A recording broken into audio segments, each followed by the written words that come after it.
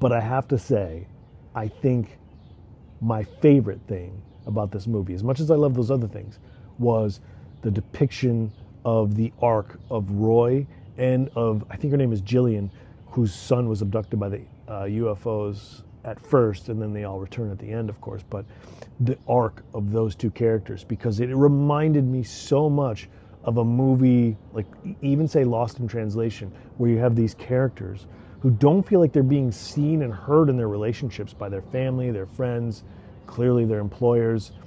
They're just kind of being discarded. Their emotions and their experiences are being dismissed. Nobody believes them.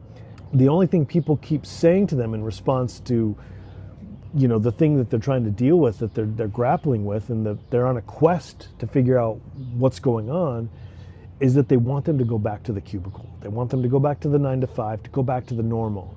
You know, it's also like that scene in They Live, the long fight scene, where Roddy Piper is trying to get him to put on the glasses so he can see the alien invasion and the billboards and all that. And he just won't do it, because if he does it, everything changes.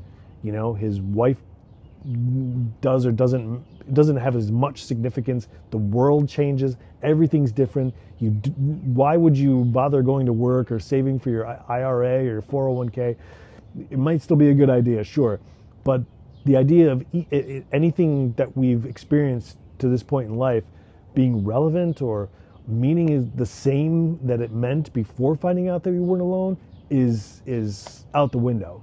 And so watching his particularly Roy's relationship, because I think Jillian is alone, but they're both, like, because of their experiences, they're having these visions of this mountain, like the Grand Teton, and that's where everything goes. And that's also a brilliant story writing thing there, where all these people who had UFO sightings or experiences are having these visions of the Grand Teton. And because the government, or whoever it is, has been like getting communications from these alien craft, and they're getting numbers for a location, it's also pointing them to the same spot. So I thought that was a really beautiful moment where everything's sort of converging into this one spot.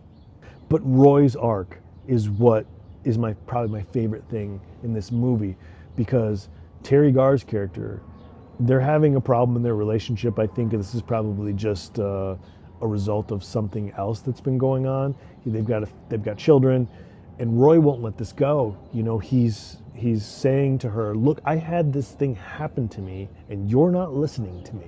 You're not hearing me. You're not seeing me. She just wants him to go back to what happened before, and to pay the cable bill, and to go to the park. It doesn't matter. You know, somebody put online, they mentioned about Steven Spielberg saying that if he had written the script now, he doesn't know if he would have had the idea to have Roy go on the spaceship at the end of it, because he'd be leaving his family behind. But somebody had written that this event of discovering that we're not alone in the universe, that is above family, that are, you know, these kind of human relationships. It's not to say that that those things aren't meaningful. I'm not saying that, but to say that he should not go on this ship, this UFO, so that he can go to his kid's baseball game or try and work out a failing marriage is rubbish. And I think Spielberg knows that. I mean, I don't think he's saying he would change it right now if he could. I think he's probably just saying that was before he had his own kids, and he probably would have written it differently. But I think he knows that ending works perfectly. And if Roy doesn't get on that ship, it's not the same movie.